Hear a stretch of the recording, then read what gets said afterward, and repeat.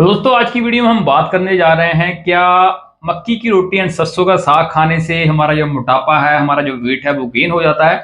उसके बारे में मैं आपको बताऊंगा। तो सबसे पहले आप दोस्तों का बहुत थैंक यू जिन्होंने मेरा चैनल सब्सक्राइब किया है। अगर अभी तक आपने मेरा चैनल सब्सक्राइब नहीं किया, please subscribe my channel and press on bell button, ताकि जब भी मैं वीडियो अपलोड करूंगा आपको नोटिफिकेशन पहुंच जाएगा। दोस्तों बहुत सारी वीडियो एक्सरसाइज के रिगार्डिंग, डाइट के रिगार्डिंग एंड सप्लीमेंट्स के रिगार्डिंग इस चैनल पे है, तो आपको वो वीडियोज वगैरह मिलती रहेंगी।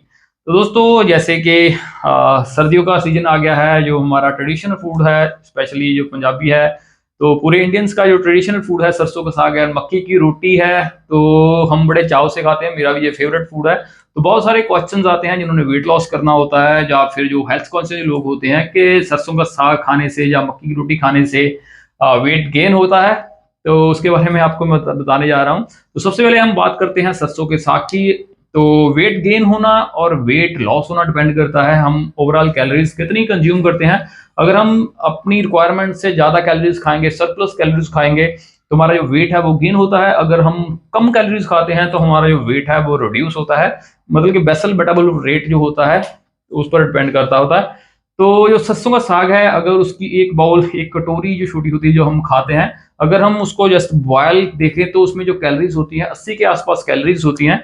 उसको तड़का लगाने के बाद उसकी जो कैलोरीज होती है उसमें प्याज, अदरक, ऑयल वगैरह, घी वगैरह डाल के जो 250-300 के आसपास एक बाउल जो होती है कैलोरी की हो जाती है। तो उसके बाद क्या होता है कि देसी घी भी हमने खाना होता है या बटर खाना होता है, उसमें हम 1-2 स्पून जब बटर के डाल देते हैं तो उसमें जो कैलोरीज होती हैं लगभग 400-500 के आसपास कैलोरी होती है। उसमें जितना भी हम घी वगैरह डालते हैं या फिर बटर डालते हैं, मतलब कि 400-500 के आसपास वो कैलोरी बन जाती है एक कटोरी की। जो 80 से शुरू होती है वो 400-500 कैलोरीज के आसपास बन जाती हैं। तो जो साग होता है उसके बहुत सारे बेनिफिट्स होते हैं। नंबर 1 वो तो एक नेचुरल चीज है, नेचुरल फूड है, भगवान ने जैसे बनाया वैसे ही हमने उसको बॉयल करके विदाउट एनी प्रोसेसिंग, विदाउट मतलब कि मॉडिफिकेशन नहीं की, को केमिकल प्रोसेस नहीं की, नेचुरल तरीके से उसको हम कुक करते हैं, तो हमको जो बेनिफिट प्रोवाइड करता है। तो उसमें बहुत सारे विटामिन एंड मिनरल्स होते हैं, उसमें आयरन होता है, उसमें क्लोरोफिल होती है जो हमारे हेल्थ के लिए बहुत ही अच्छी होती है। हमारी बॉडी को डिटॉक्सीफाई करता है, हमारी बॉडी की इम्यूनिटी पावर इंक्रीज करता है, हमारी इंटेस्टाइन्स को, हमारे डाइजेस्टिव सिस्टम को वो इंप्रूव करने में हेल्प करता है। उसमें बहुत सारे फाइबर्स होते हैं जो हमारे डाइजेस्टिव सिस्टम को, हमारे जो इंटरनल ऑर्गेनिजम्स होते हैं, जो हमारे इंटेस्टाइन में जो गुड बैक्टीरिया होते हैं, उनको भी ये एक तरह हेल्दी रखने में वो हेल्प करता है। तो ओवरऑल जो साग होता है उसके बहुत सारे बेनिफिट्स होते हैं। लेकिन जैसे हम घी वगैरह डाल देते हैं, तड़का लगा देते हैं, तो उसके जो कैलोरीज होती है वो इंक्रीज हो जाती है। तो दूसरे नंबर पे जो मक्की की रोटी होती है, मक्की की रोटी ग्लूटेन फ्री होती है।